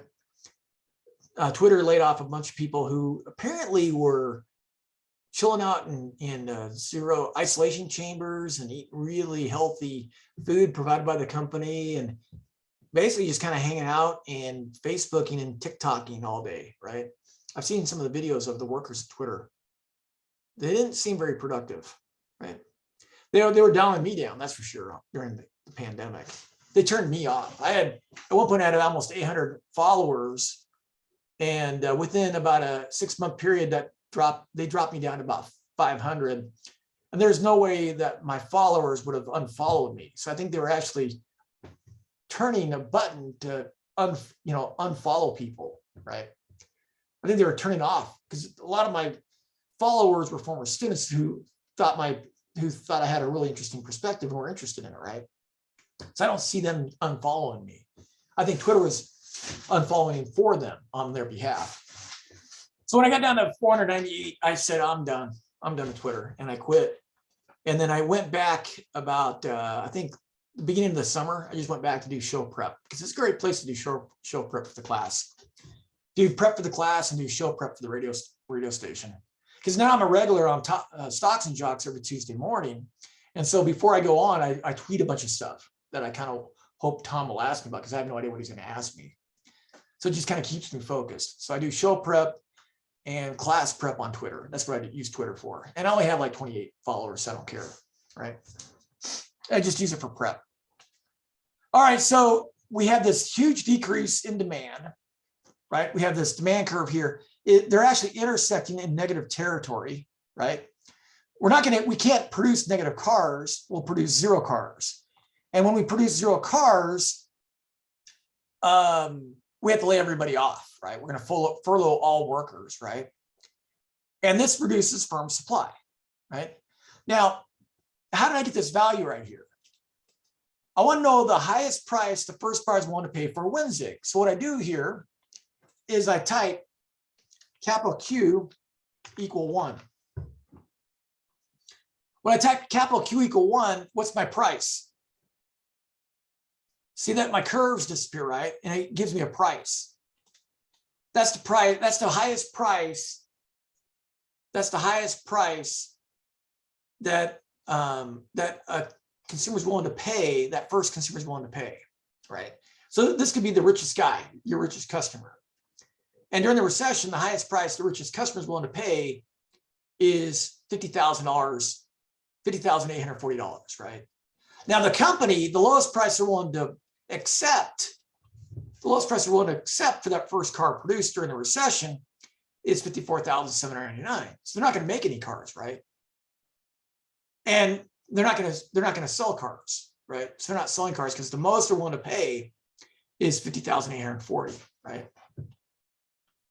That's where I got the $50,840. I plugged the quantity 1 into this demand curve right here, right? I plugged 1 into there. And that's the 50,840, right? So the firm reduces its supply of WinZigs to the green line to keep the price as close to 54,279. That's your list price, right? And they're hoping that they can sell these cars, right? Now, eventually what they're going to do is what? They're going to do like Samsung did during a Super Bowl a couple of years ago. I don't know if you guys remember these commercials, but Samsung said if you buy a cell phone, the new cell phone, or the G10 or A10 or whatever it is, the S10, if you buy this brand new Samsung phone, we'll give you a TV for free, right? What are they doing? They're selling, basically what they're doing is they're selling their TVs for half off, and they're selling the smartphone half off. Why don't they just lower the price instead of throwing in the TV for free? Why do that promotion? Why not just lower the price? Why were they so reluctant to lower that list price? They want you to find value in the new phone. We can't bring it back up again. Exactly, right? If you lower that price half, this month only, we're going to sell the phone for half off. Well, consumers will form an expectation. That's what the real price is. That's what it's really worth, right? They'll say, well, it's really worth $500. It's not really worth $1,000. So we're not going to pay $1,000 for it. So they got to keep those consumer expectations high, right? So they just throw the TV in for free. Really what it is they got this huge massive markup, right? They got a huge massive markup on their smartphones. And they got this huge inventory. They want to lower the price, so they do a funky promotion. They're trying to keep the list price up there. They're probably not making these smartphones. They got this huge inventory. They might have a small workforce making some phones, right? But they're not making very many because they don't need to, because there's a glut of smartphones. Now, the problem with the smartphone industry is that you're not only competing with Apple today, you're competing with Apple a year ago. You're competing with Apple phones from 3 years ago. You're competing with Samsung phones that were made 5 years ago, right? Because a lot of people will just, like me, we'll buy our smartphone off of eBay or Amazon, and it's refurbished, right? I get it for $80, right? So you're competing against past production and current production. So Samsung was doing this, right? That's where this model came from. This is not what Samsung does. It reduces the workforce when it's got a huge inventory. It's has to get rid of all this product. What does it do? It scales production way down and then offers these big discounts through these wacky promotions, right? And it does these wacky promotions again because they don't want to lower the price, right? And reveal what the real price should be, right? Now, this is the key right here. An astute observer of economic developments and trends, as an astute observer of economic developments and trends, you felt the recession winds blowing before the surge in firm inventories because you observe what? Declining inflation, right? Inflation is still rising, right? Inflation is not rising because of economic growth. Inflation is actually slowing because people are having a difficult time. They're not buying wants right now. They're too expensive because their money is, there's just enough money for them right now to purchase needs, right? 63% or 68% of Americans right now are going paycheck to paycheck. So this inflation means for that 68% of the population, they're really not buying any wants right now. They're having trouble buying the needs, right? So production of wants is coming way down. Production of needs is staying high, right? People need to eat, right? People need to drink water. So needs are still high, right? They're not as high as they once were because people are having a difficult time buying these needs, right? But the wants, the production of wants is dropping. And you might see people dropping their subscriptions to Netflix because wants they can't afford wants and needs are so expensive they can't purchase Netflix subscriptions, or they might scale back their streaming services to one service, right? They'll get rid of all of them, but maybe Netflix, or they'll get rid of them all except for Apple. Or we'll keep Amazon Prime because Amazon Prime, my wife loves Amazon Prime. We live in New York, so it's nice having deliveries, but we also get Amazon Prime Video, right? So we'll no matter what, we'll keep Amazon Prime Video. That'll be definitely a streaming service, right? So needs have gotten expensive. People can barely afford them. The production of wants is collapsing, right? So when the demand for wants falls, prices come down. So that's why I think inflation is softening, because we're going into this we're in a recession. It's just getting worse. And people will say, well, the employment report. Well, if you look at the employment report, household survey employment, there's only 12,000 jobs added since March. But if you look at the employer survey says more than 1 million jobs have been, well, about 300,000 jobs have been added each month since like July. So what is that, 6 months? So almost 2 million jobs have been added since July, according to the employer survey. So there's the employer survey, and then there's the household survey. Well, the household survey says only 10,000 jobs have been added. So what's happening right now is if Jill can barely afford her needs and wants to buy some wants, she has to get a second job. And the way this works is when she gets that second job, the household survey employment level stays the same. But if she gets a new job, the employer survey employment number goes up by 1, right? So that that divergence in the household survey and the employer survey, that huge disagreement in those two numbers is a result of people having to work 2 jobs. If you're working 2 jobs, you're counted once in the employment number in the household survey. If you're working 2 jobs, you're counted twice in the payroll survey, the employer survey, right? So the economy is worse than what people are saying. And then, so you see inflation declining, the yield curve inverting, right? When the yield curve inverts, the yield curve is normally upward sloping, right? But when the yield curve inverts, that means the maturities, 1-year maturity bond has a higher yield than a 10-year maturity bond, right? And the reason why that happens is when the economy is going good, factories want to do what? They want to finance firms want to finance a new factory, right? So they issue a bond. So when they issue a bond, the supply curve, this is the demand, or this is supply here, right? For you guys, it's supply.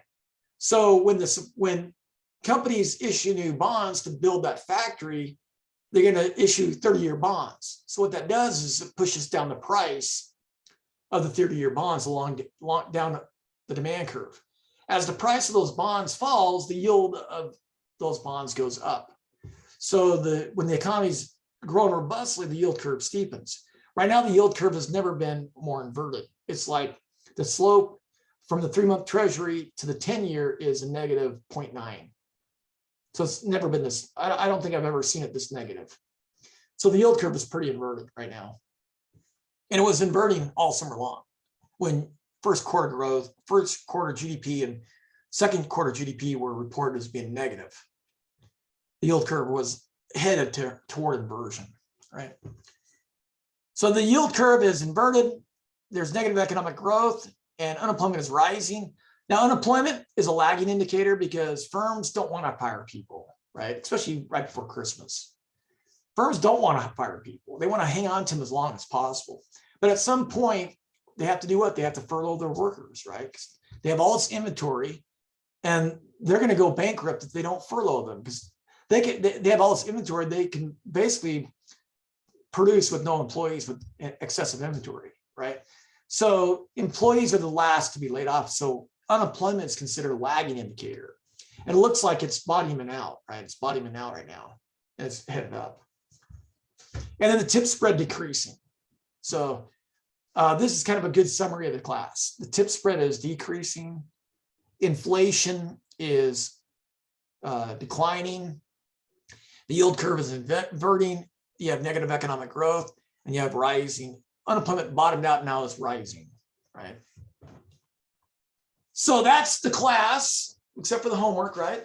That's the class. We finished up really early. So if you guys want to go over some homework questions or the Fred graphs, we can do that. Or if you have any questions or comments. If you guys like my commentary, my contrarian economic views, you can listen to me on Tuesday mornings on Stocks and Jocks. or you can download the podcast. I'm on every Tuesday from 6 to 7 Utah time. So if you're driving in the morning on Tuesdays, you hit Stocks and Jocks radio show out of Chicago and you'll hear me. You might not want to do that though. I don't agree with Republican economists or Democrat economists. I'm not in that herd. The problem with a herd is that when it gets close to the edge, it usually goes over the cliff and you die if you're in a herd going over the cliff. Have you guys ever seen the movie Australia? They're trying to get their cattle to market, and the cowboys from a competing ranch try to push the herd over the edge. And there's a scene where they're riding on the horse and there's a 1,000-foot drop off, and the herd of cattle they're trying to keep them from going over the cliff. And the guy's riding on the edge of the freaking cliff, man. I don't like to go over cliffs. I don't like bungee jumping either. I'll carefully climb down the hill instead of bungee jump off of it. So I just don't like going over cliffs. If you haven't seen Australia, it's so good. It's with Hugh Jackman, I think. Hugh Jackman and the Australian woman that was married, actress that was married to Tom Cruise, now married to Keith Urban. Nicole Kidman. Yeah, Nicole Kidman. Yeah, her and the kid, the actor that steals the show is the biracial Aborigine kid. He's like half white, half Aborigine. He just steals the show. He's so good. But yeah, it's a really good movie. Yeah, if you guys don't have any questions, we can call it a night. Or if you want to go through the homework, we can go through the homework too. And the homework is where you apply the tip spread and the yield curve. So this is the consumer price index here, NM2. So they're different. The M2 is, I think this is the growth rates.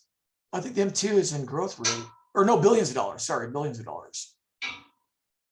And then the CPI is in, the blue curve is M2. Yeah, blue curve is M2. That makes sense. And you have to calculate the percent changes or the averages. You have to calculate the 10-year average. And then I tell you what the number should be, right? When you do it right, you'll get these numbers. And then here's a little article on inflation and hyperinflation by Friedman and Hankey. And this is the break-even inflation rate. It has the current break-even inflation rate at 2.14. So what is it saying here? From the end of the pandemic, right? From the end of the pandemic, expected future inflation start out at what, 0.5? And then with all that monetary stimulus, what were investors expecting? High inflation in the future, right? It peaked out at about 3.3 or 3.4, right? And since February of last year or April of last year, what's happened to expected inflation? The tip spread. In the Federal Reserve Economic Database, Fred, break-even inflation, that's the tip spread. So this is the tip spread for the 5-year Treasury bond and TIPS bond. It's the difference in the two. They call it break-even inflation. I don't know why they call it that. They should just call it the tip spread. But if you look at it, this is probably when the Fed started raising interest rates aggressively. And so when it started raising interest rates aggressively, what happened? Expectations of future inflation have been coming down, right? See that? And that usually means what? Recession, recession. See that? The gray bar is a recession. This was induced recession, right? This was government mandated recession, right? Government said, we're gonna have a recession. Businesses gotta shut down, right? Schools can't operate. So this was a government mandated recession there. This wasn't a government mandated recession, but it was a government caused recession because the Fed created a housing bubble and a stock bubble. And then this right here is this is the slope of the yield curve, right? This is the 10-year minus the 3-month Treasury. Look how negative it was back before the 1991 recession. It was at what, negative 0.32, and then it starts to, the yield curve starts to steepen, and it got to its steepest point in 1992. When I was hanging out in Pioneer Square district of Seattle, listening to all those grunge metal bands, going to Nirvana and Pearl Jam, and well, also Van Halen concerts, Metallica concerts. I saw Megadeth, but I don't remember. I had too many beers that day. I think I had 2 beers before the concert. I blacked out about seeing Megadeth, so I don't remember Megadeth.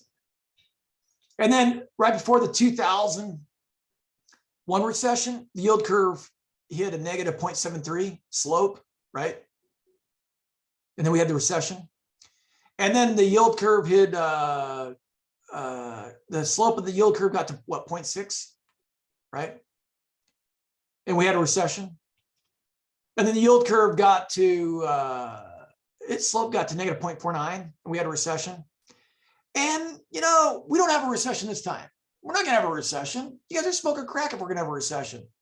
But the yield curve is about as inverted as it's been in about 50 years. The slope's only at 0.83, negative 0.83. So we're not going to have a recession. No, that's crazy talk. So we're in a recession. I believe we're in a recession. It's going to be a double dipper because we had negative economic growth in Q1. We had negative economic growth in Q2. And the yield curve is just inverted to its most negative slope in 50 years, I think, maybe of all time. So here's some more articles you can read. I wrote this one right here. I have a really cool graphic in it. Here's my graphic. I created this graph. The red curve, the red line is the federal funds rate. Why do you think I call it the accordion? The accordion theory of interest rates. I call it yield curve accordion theory.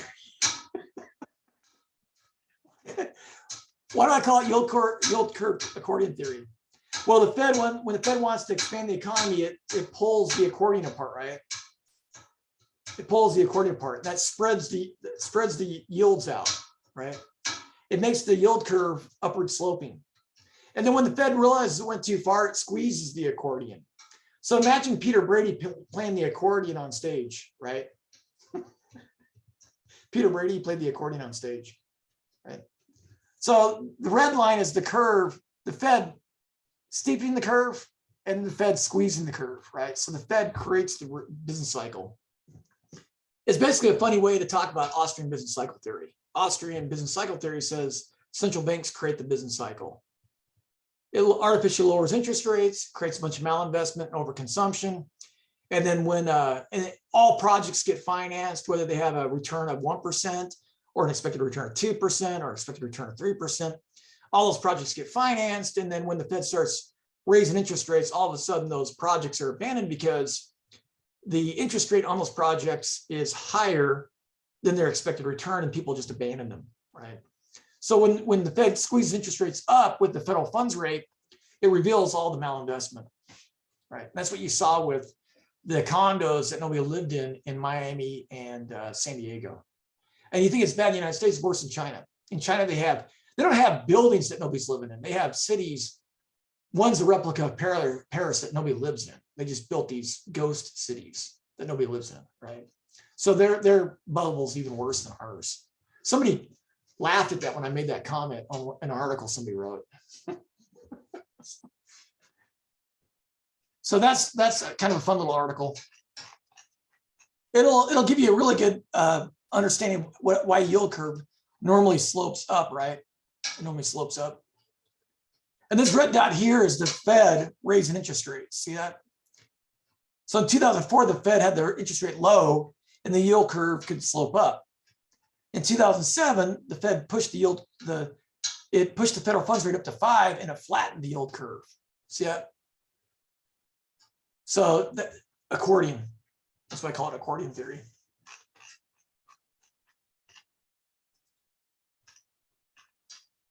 Any questions? We're good. I think you'll have a little fun with this, right? If you want to download the data on a Fred graph, for example, you can just click right here, download. And then in Google Chrome, you'll see down here in the bottom left corner. And then you'll see the, I already had a Excel file open already. And then you'll see the CPI right here and M2 right there. M2 is in billions of dollars and CPI is in percentages. CPI is in percentages. The CPI is 100 in the base year. And the base year is 1993 and 1984. You know, I've always wondered why the base year is 1984, the book 1984. I think it's government just saying, poking the bear. You're really living the book 1984, but you don't know it. They're just poking us. I don't know why they picked the year 1984 for the base year. I just don't understand that. But it's really not a base year, it's a base month, right? I think the base month of the CPI is somewhere between 1983 and 1984. Right. So that's the that right there is the CPI and the M2 growth rate or the M2 level. And then like for example, right here, using this formula right here, you can copy it and paste it in cell D31. So you find D31 right here.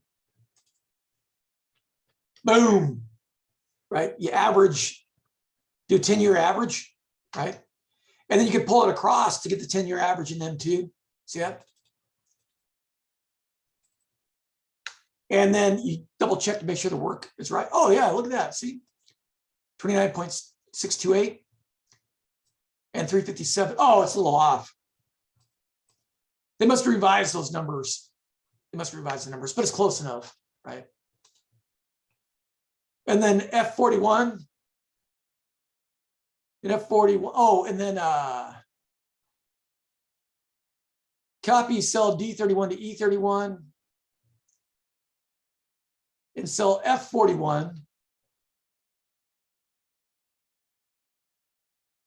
Oh, yeah. So you can copy these right here, both these to 41. right? So you get the 10-year for the CPI, you get the 10-year for M2, right? And then in F41, you can copy this. And notice I divided by 10 because we want to convert it into annual. And you paste that right here. See that? So you get the annualized 10-year inflation rate. You get the 10-year inflation rate, but annualized, right? So the CPI grew 3.7% a year from 1965 to 1975. And then the money supply grew about 9% a year over that same time period, right? And then all you have to do is you can click right here, come down, and then grab this bottom corner and just drag it down to get all the rest of them that you need to get. Okay. And then we can look at some really interesting stuff. 2005.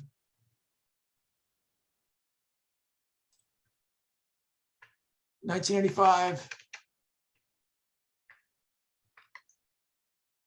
1985. So we can see the annualized 10-year growth rates of these two series.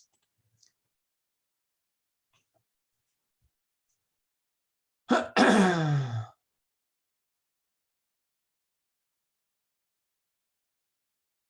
you can scatter plot it, right? You can scatter plot this. Whoop.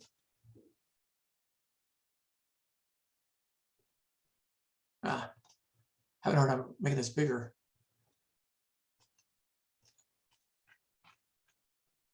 So you can scatter plot, you want to scatter plot M2 growth versus inflation. Whoop.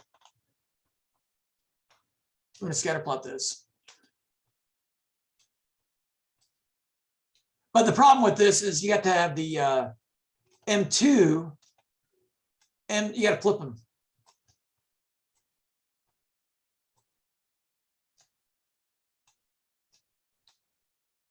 You want the money supply growth on the x-axis. So G is money supply growth and F is the inflation rate, right? And then you can right click and you can add an equation and an R square. Okay. What this says is the inflation rate equals 0.9284 times the growth rate of money minus this intercept of 3.4914. And what that is, it's a confirmation of this theory. What happened to my thing? Yeah. So the equation in your chart suggests that the growth rate of money will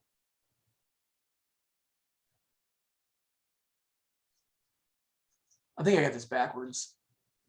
What I need is I need to put an answer box in here, but I can't. I got to edit that. Hang on a second.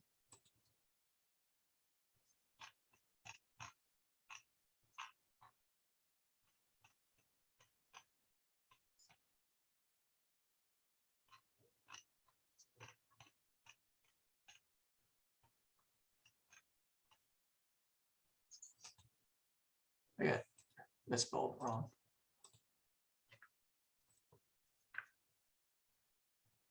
So let's go back up here. Suggests that the inflation rate, I got it backwards.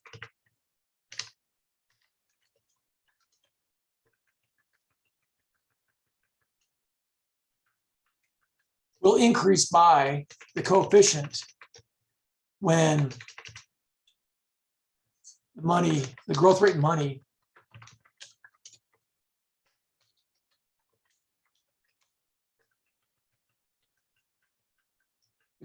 rises by 1%. So I gotta fix that.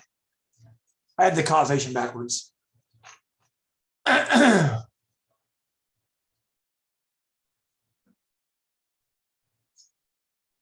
Oh, crap. Yeah, I don't know what I was thinking here.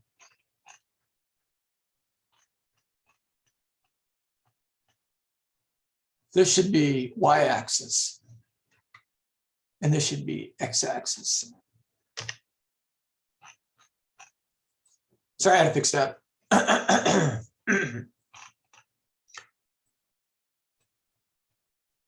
So what that says is it validates Milton Friedman's thesis that won him the Nobel Prize in economics in 1976. It's kind of funny if you watch the Nobel Prize lecture or the Nobel Prize award in 1976. Milton Friedman's a really small guy. He's like 5'2", I think. And he's standing up there in his tuxedo and everybody's quiet. Everybody's wearing tuxedos and it's at the Central Bank of Sweden. And a protester is allowed in and he's protesting Milton Friedman because Milton Friedman advocated for laissez-faire mostly, right?